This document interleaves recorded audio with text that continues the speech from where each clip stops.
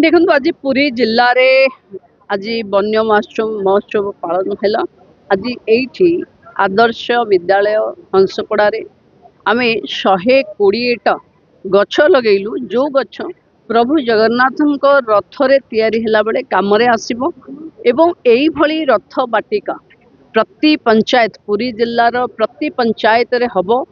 ताकू डीएफओ दायित्व नेबे गछ जोगई देबे सरकारी जमी रे हबो जेमती आगो को रथ काठ कमी न पड़े।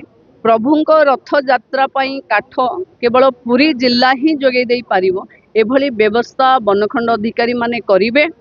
आम पाखे जो समुद्र तट अच्छी से मैनग्रोव आउ जोटा आम गहिर अच्छी बड़ बड़ गहिर अच्छी से ताल गछ लगेबा पाई मु आह्वान देछि एवं गाँ मुंडरे खाली जगार गोटे बरगछ लगेबा पाई भी लोक मानक पाखरे मु आह्वान रखिछि। मु आशा करुछि आम अंचल रे जलवायु प्रदूषित न हो ता पाई एबेठु आमे सचेतन हेले।